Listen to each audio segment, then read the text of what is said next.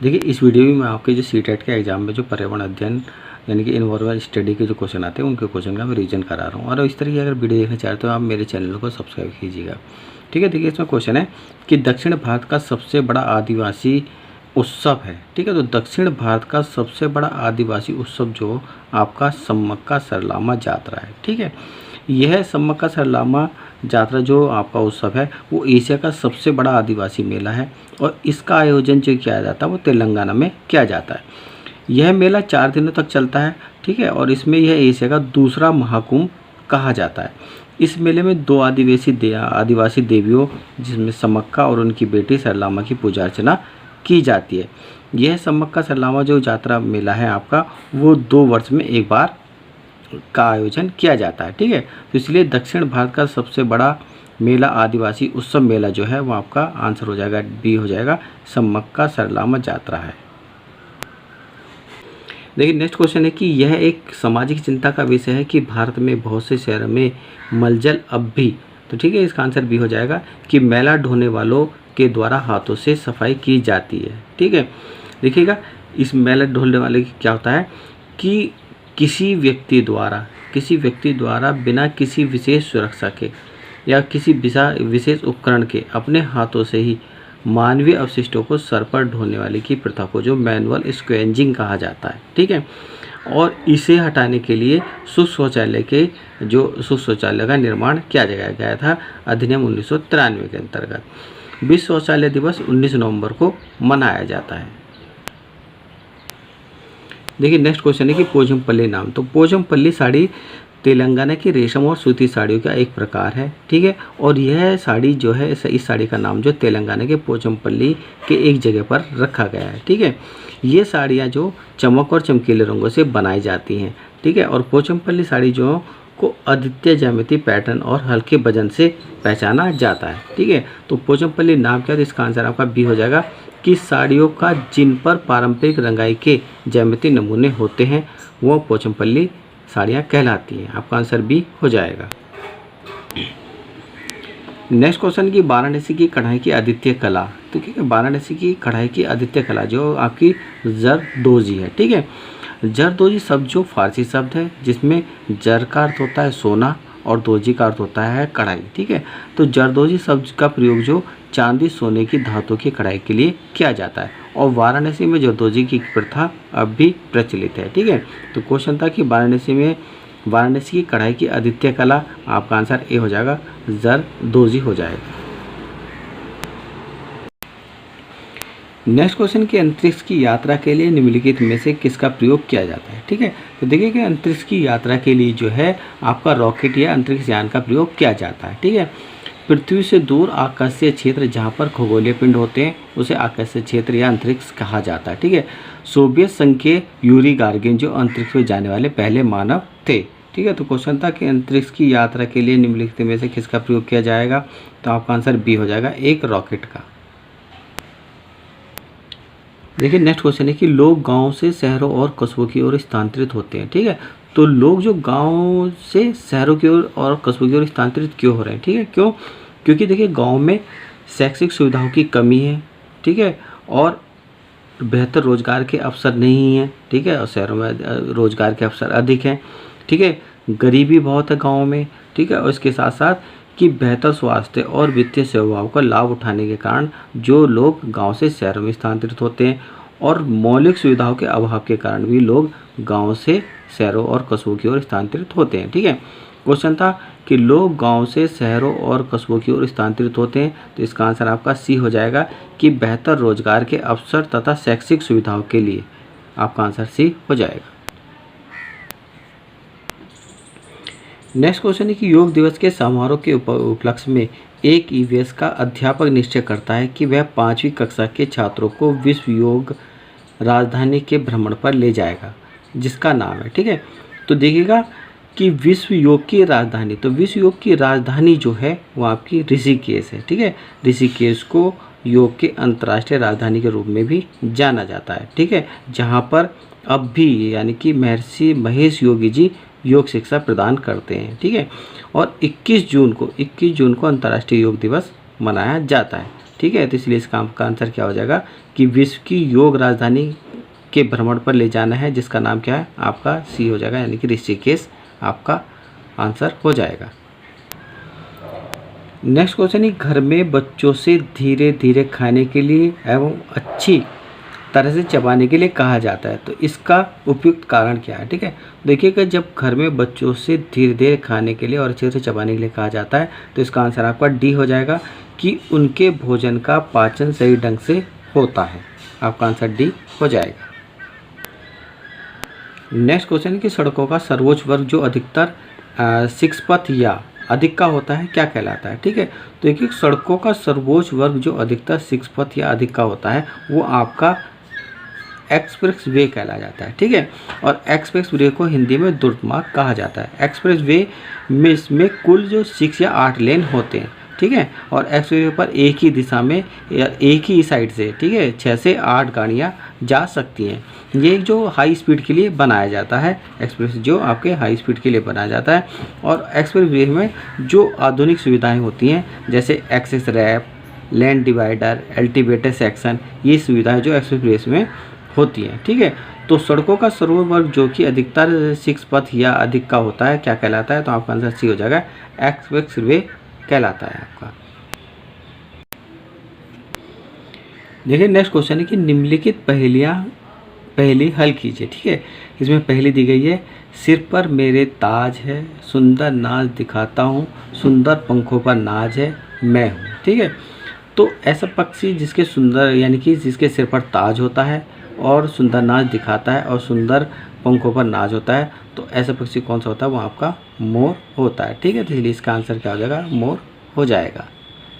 और next question की दमन एवं दीप की लोकप्रिय कला एवं शिल्पकारी। ठीक है, तो देखिए दमन एवं दीप में जो कछुए के खोल में शिल्प और हाथी के दांत पर नक्काशी कला काफ़ी प्रचलित है। ठीक है, तो क्वेश्चन था कि दमन एवं दीप की लोकप्रिय कला एवं शिल्पकारी, तो आपका आंसर डी हो जाएगा, कछुए के कवच की शिल्पकारी आपका आंसर हो जाएगा।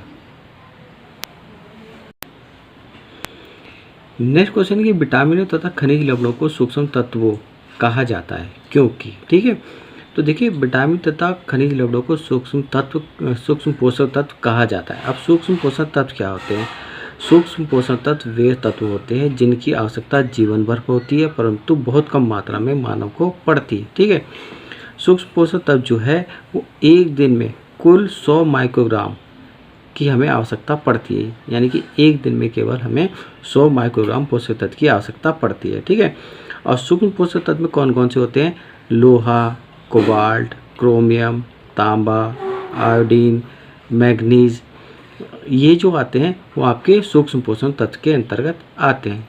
ठीक है, तो क्वेश्चन था कि विटामिन तथा खनिज लवणों को सूक्ष्म पोषक तत्व कहा जाता है क्योंकि, तो आपका आंसर सी हो जाएगा कि मनुष्य में इनकी आवश्यकता कम मात्रा में होती है। ठीक है, तो इसका आंसर आपका सी हो जाएगा।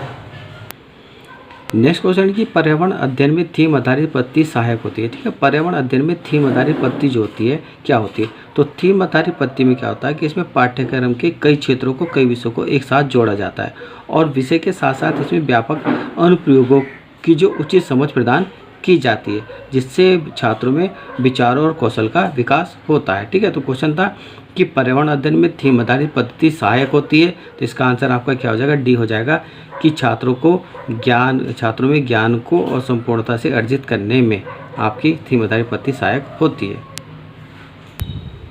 देखिए नेक्स्ट क्वेश्चन है, निम्नलिखित में से कौन से कथन सतत एवं समग्र मूल्यांकन की प्रकृति को स्पष्ट करते हैं। ठीक है, तो सतत एवं समग्र मूल्यांकन में, तो सतत एवं समग्र मूल्यांकन में क्या होता है कि व्यक्ति के विभिन्न पहलुओं, ठीक है, व्यक्तित्व के विभिन्न पहलुओं जैसे योग्यता, कौशल, गुण, रुचियाँ, व्यवहार, मूल्य और बाहरी गतिविधियों को समझने का प्रयास किया जाता है। ठीक है, और साथ ही साथ उसमें निदान और उपाय के संवर्धन के माध्यम से भी सुधार किया जाता है। ठीक है, तो हमारा क्वेश्चन था कि निम्नलिखित में से कौन से कथन सतत एवं समग्र मूल्यांकन की प्रकृति को स्पष्ट करते हैं, तो इसका आंसर एक तो आपका सी हो जाएगा कि यह एक रचनात्मक रूप में सीखने के लिए अवसर उपलब्ध कराता है। ठीक है, और साथ आपका डी आंसर हो जाएगा कि यह सीखे गए के बजाय सीखने के लिए आकलन किया जाता है, तो आपका सी और डी इसके आंसर हो जाएंगे। देखिए नेक्स्ट क्वेश्चन है कि ईवीएस में सीसी का अर्थ है। ठीक है, तो देखिएगा कि बच्चों को सीखने में कहाँ कठिनाइयाँ हो रही हैं और कहाँ उन्हें विशेष सहायता की ज़रूरत पड़ती है। ठीक है, तो सतत एवं व्यापक मूल्यांकन निरंतर और व्यापक की आधार शिक्षा के अंतर्गत परिणामों का आकलन किया जाता है। ठीक है, तो ईवीएस में सीसी का अर्थ होता है आपका आंसर डी हो जाएगा कंटिन्यूस एंड कंप्रिहेंसिव इवैल्यूएशन, यानी कि सतत एवं व्यापक मूल्यांकन आपका आंसर हो जाएगा।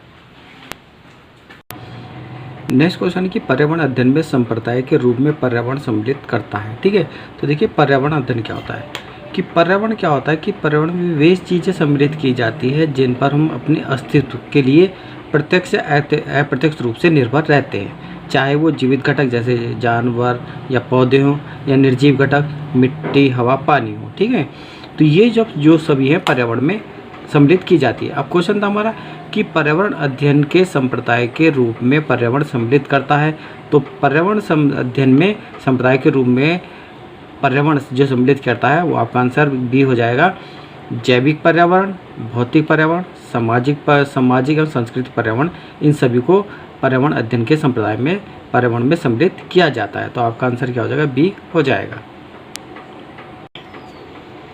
नेक्स्ट क्वेश्चन है कि कक्षा 4 के विद्यार्थी को भोजन पढ़ाते हुए रुक्मणी ने विद्यार्थी को एक लोकप्रिय भोजन चाट खिलाया। उसने विद्यार्थियों से उसके स्वाद का वर्णन करने तथा चाट में प्रयोग की गई सामग्री का अनुमान लगाने का कहा।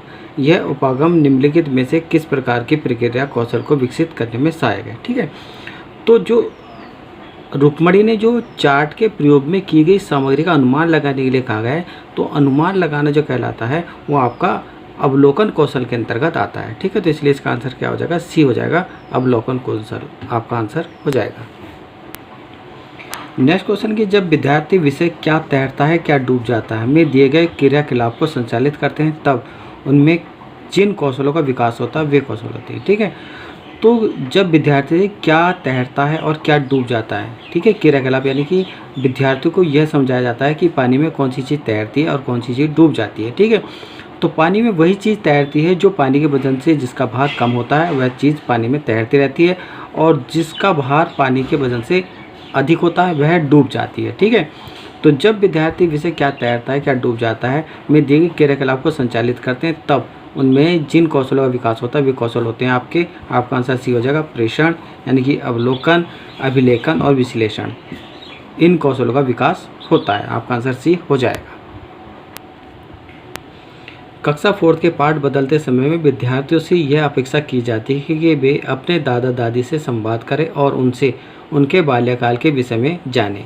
यह उपागम निर्भर करता है। ठीक है, तो दादा दादी से संवाद करना और उनके बाल्यकाल के विषय में जानना, ठीक है, ये आपका मौखिक इतिहास पर निर्भर करता है। ठीक है, और मौखिक इतिहास क्या होता है कि मौखिक इतिहास वह उपागम होता है जिसमें अतीत और वर्तमान के मध्य की जो बातें होती हैं उन पर संवाद किया जाता है। ठीक है, तो दादा दादी के संवाद का अभिलेखन तो हो नहीं रहा है क्योंकि इसमें लेखन क्रिया नहीं की जा रही है, केवल मौखिक संवाद हो रहा है, इसलिए मौखिक इतिहास पर निर्भर कहलाएगा आपका। तो इसलिए आंसर आपका डी हो जाएगा। ये जो उपागम पर निर्भर कौन से, तो मौखिक इतिहास पर निर्भर है। नेक्स्ट क्वेश्चन है कि विद्यार्थियों को अधिगम प्रक्रिया के सक्रिय भाग लेने के लिए प्रोत्साहित किया जाता है जिससे उनमें प्रक्रिया कौशल का विकास होता है जो उन्हें जीवन में मदद करेगा, ऐसा विचार निर्भर होता है। ठीक है, तो जो जीवन में मदद करता है, ठीक है, तो ऐसा विचार जो निर्भर होता है वो आपका क्या होता है अनुभवात्मक अधिगम होता है। ठीक है, क्योंकि अनुभवात्मक अधिगम क्या होता है कि इसमें अनुभवात्मक जो अधिगम होता है उसमें क्या होता है कि लोग अनुभव और अवलोकन के माध्यम से सीखते हैं और यह सीखने का एक स्वाभाविक तरीका होता है। ठीक है, तो इसलिए कि जो उन्हें याद करेगा ऐसा विचार निर्भर होता है। आपका आंसर डी हो जाएगा अनुभवात्मक अधिगम पर निर्भर है आपका। नेक्स्ट क्वेश्चन कि चिड़ियाघर की सैर के दौरान विद्यार्थी खरगोश देख रहे थे। किरण ने अध्यापिका से पूछा वह खरगोश कौन सा है जिसने कछुए के साथ दौड़ लगाई थी, वह कछुआ कहाँ है।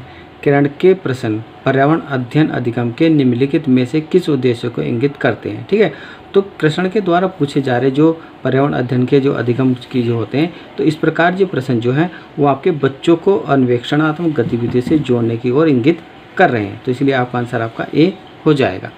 तो ये मैंने सी टेट के देखिए कुछ क्वेश्चन कराए हैं। अगर आपको मेरी वीडियो अच्छी लगी तो मेरा आप चैनल को सब्सक्राइब कीजिएगा और मेरी वीडियो को लाइक कीजिएगा।